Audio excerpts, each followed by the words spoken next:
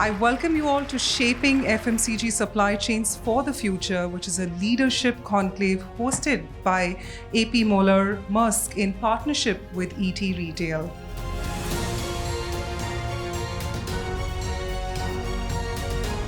To believe in one planet, connected all the way. By integrating the logistics, above all, by doing what we do, we enable exchange of ideas, innovation, and above all, trust. And today is no different. The reason we are in this room is because we want that to happen. India is 17% of global population, contributing to 1% of FMCG spend. Right? The global industry is $1.2 trillion. We are $120 billion, 1%. We are $1.4 billion population on a population of 8.2 billion. Right? So that's where we are. That gives a sense of what is the possibilities which are there in this for the industries to. Everybody in the world wants to be in India today. Every organization wants to be in India because they see the growth in consumers which is happening here, and this is going to be further fueled by the rise in disposable income.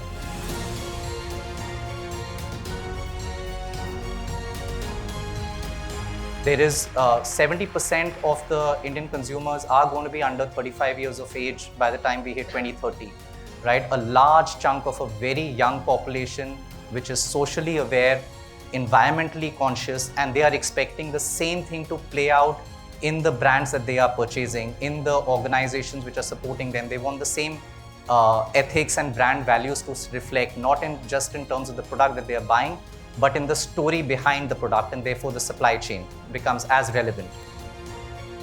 19 lakh sellers are connected with the 1,43,000 buyers, and in last 6 years, we have completed more than 6 lakhs crore business.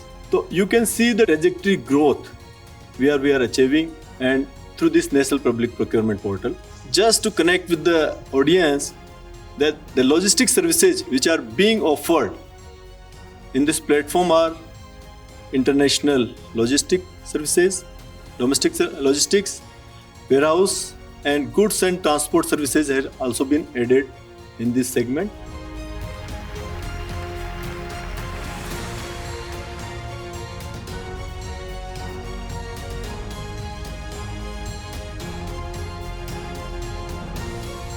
Very exciting and very insightful because usually we get these platforms to discuss what can be done better rather than discussing what is in the past and how we want to kind of take it forward. So the best thing to do in such conclaves, and which we have seen right now happening in the downstairs, is that how we can grow further, what is the new things that are coming up, and the experiences that the experts do share with us on such platform.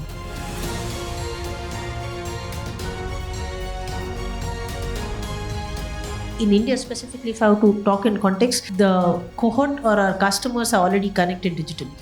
Now, how do you connect them physically? Because they are already there on Facebook, they are already there on most of the apps, they are already there on marketplaces, they are buying things. It's no longer that you have a certain product only available in some market. So I think good time to be in supply chain, I would say, because if we have rightfully got a good seat on the table, and it's come in a very logical way. People are understanding and acknowledging the challenges and working things around rather than giving that this is what I need and make that happen. Service to be developed, but at the initial stage, even the ideation stage, where the supply chain guys are being part of the decision making, where to make, how to supply, what kind of temperatures to be involved, which kind of truck to use. So in the whole process, I think post-COVID, the supply chain guys has moved from an instruction taker to a decision maker, and that's where today, instead of we are now part of the whole value creation team than just following in somebody is taking decision and following. Where an organization is only growing at 4 to 5%, suddenly 5% improvement on top line coming from a much smarter and efficient supply chain is not a small thing anymore. It is an organization which has really configured its supply chain well. You could actually be double of what the industry is doing.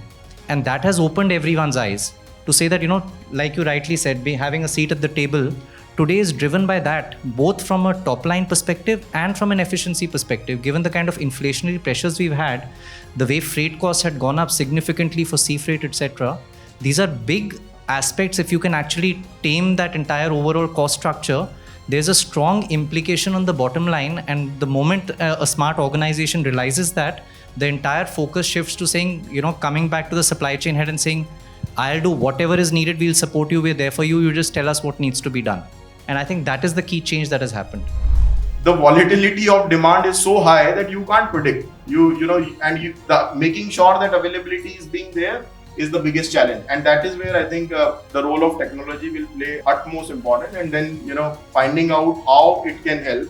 Right now, a lot of solutions are available to bring on those efficiency, but integration of those with your current system in the organization plays a vital role.